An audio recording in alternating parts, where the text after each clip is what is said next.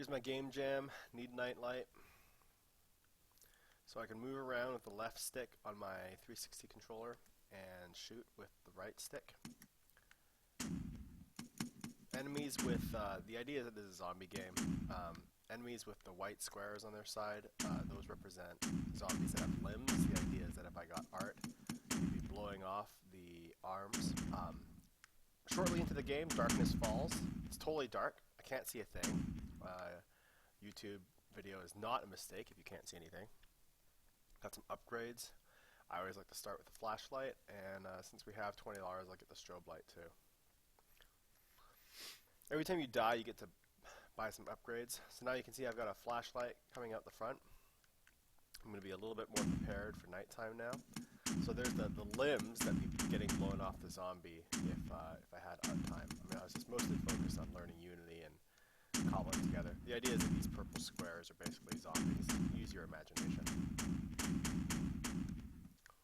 I can basically shoot my gun. Oh, got guys coming in. And I can't see behind me, so I have to constantly be looking around. There's my strobe light that went off, so the strobe light will flicker periodically. Whoa, okay, got it, watch out. And I don't know if there's anyone behind me, so I have to be careful. They come in clusters. That was something I actually learned during development. Whoa, got killed. Okay, let's up the flashlight and the fire rate. I got $30, that's going to carry over to the next round. So early, during development, my first pass was to have enemies just spawn randomly all around me. And it turned out that when the enemies are just spawn randomly around you, then the best strategy is to just spin around constantly.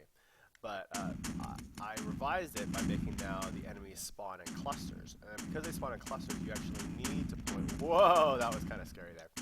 You need to actually point your gun in a direction to get enough firepower to take them out.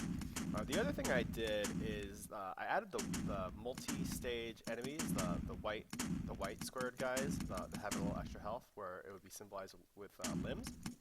I did that because I knew I needed a couple extra people, because one of the other dominant strategies was to walk straight towards the enemies, kind of like I'm doing here.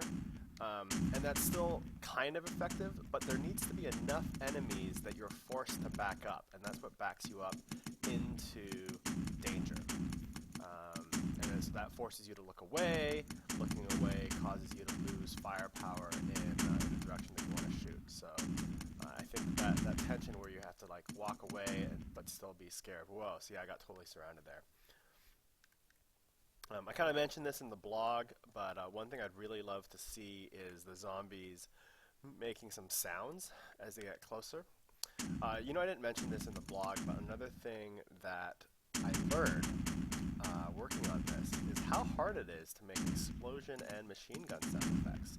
So I'd never really done much audio before. I downloaded some free audio off the Unity store. And, whoa, okay, so 120 for fire rate. And one of the things I learned really quickly is that it's really hard to make a machine gun sound that doesn't get super annoying. And that's why there's actually no shooting sound on the gun right now. And I asked one of the audio guys, and I guess this is common knowledge amongst those in the audio industry, but you can't play any sound over and over again and expect people not to get super annoyed. If you're making something like a machine gun sound, you have to provide very small variations and permutations on the sound every time it's played so that there's some difference for our ear. And that's what keeps us from getting super annoyed by what on the surface seems like a repeating sound effect. Oh boy, here we go. We got enemies coming in from two sides. I gotta watch out that I don't get crammed in from a third side. I can't see behind me. Oh, strobe light went off. I see some guys coming in. Take them out so I can keep getting some distance from the guys that are closing in. Okay, so that was some really bad aim there. Ah, see, I was just about to look behind me. I have these different upgrades. I believe I increased fire rate here. Okay, the max, I guess, is level 5. The max is different for each upgrade. But this should allow me to get a little farther. Got some really good fire rate here.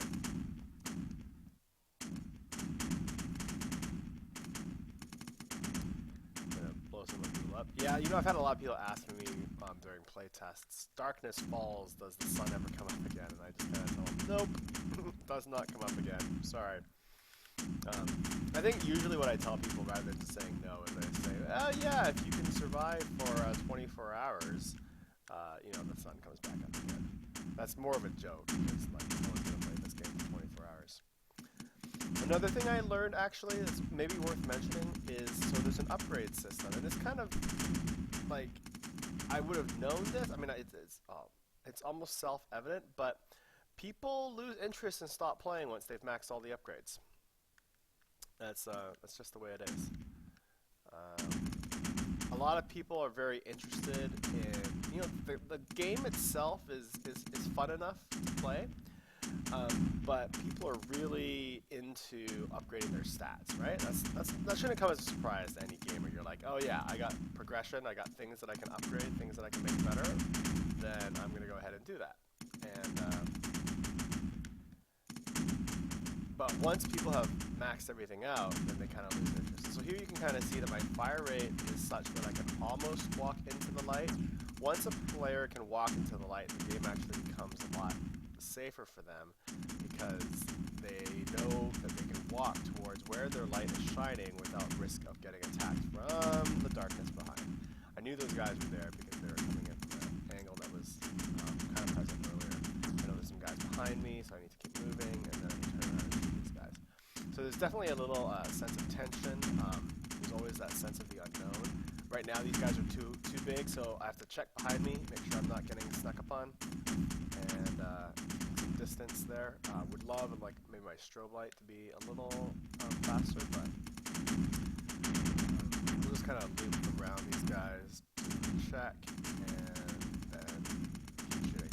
An earlier version actually, which was a little bit harder and really amped up the tension, but felt less viscerally satisfying, is when the light would only change direction every time a bullet was going to get fired. And what that meant was that it was actually a lot harder to do a quick light check behind you. Like right now I can kind of swivel my light and get really good coverage around me, but when my facing was only updated, you know, every time I shot, then basically my facing wasn't updated as often, and that made it significantly harder. Over here you can see there's a wall. That wall just straight up blocks my movement, but the zombies can still walk through the wall. You see that? And so here I have this restriction where I'm stuck here, and that constrains me and allows the zombies to corner me, but it doesn't allow me to just put myself in a corner and attack zombies that are coming from a known direction, because they can still sneak up on me through the wall. It's a little gamey. I wish that I had a better way of explaining that. I almost want to just illustrate it as like a no man's land, or maybe magical spell barriers or something. It's not really appropriate for post-apocalyptic zombie setting, so I'd have to figure out what an appropriate setting for this wall is. There we go. You can see that the number of enemies does indeed ramp over time, in case you notice or thinking that. Oh man, these guys are really crowding in on me now. I am a little bit fearful for my life now.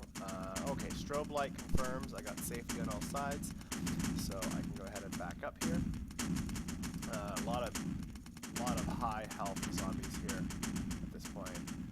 Racking up a lot of money on this one. This is a really good run for me. Just a ton of incoming people. You know what's interesting is this code. Oh, here we go. So now I think I'll be able to max out just about everything. Yeah, max. And then normally people will play, on all the play tests that I've ever done, almost everybody plays until they've gotten max. And then once they've done max, they kind of play one more time, gather a bunch of money, and that's pretty much when they feel like they are done. So I'm just going to play this out. But thanks for watching the video this long. If you stayed this long, this was my January game jam, first game ever that I wrote in Unity. Just wanted to explore, I guess, just the idea of I've been playing this game called Hellsing's Fire, which is this iPhone game that made use of lights and shadows for killing enemies, and kind of like the way that light gameplay worked out, so I just wanted to explore light a little bit more. So I made this. As my blog mentions, I'm not totally thrilled with the strobe light upgrade. I mean, honestly, I think what people would really want is some sort of a spread fire or double fire, but we're always at risk of stepping on. Whoa. Okay, man. Love having rapid fire to this degree, but even with rapid fire to this degree, there's enough enemies that I can't quite walk into them continuously, which is perfect. This is the way the game needs to be tuned in order to be successful. You can kind of see that this strobe light still preserves this sense that the enemies could sneak up on me, just like they kind of did there. Whoa. Almost got munched or lunched there. Just kind of shooting these zombies that are sneaking up on me, checking behind me constantly. Gotta watch out. You never know when they're gonna. I have this nice like 160-degree light though, and that certainly helps a lot. The spawning was actually and I got owned from some zombies on top. Well, thanks for checking this out. I'm sorry that the Unity WebGL player doesn't seem to work for this game. Combination of lighting model and twin stick controller wasn't working. At least not at the time of this publishing. If you are really interested in playing, let me know. I'll upload the executable as a Windows playable download, which is what I'm playing on. And I'll upload that to my blog if you're interested. See you guys later.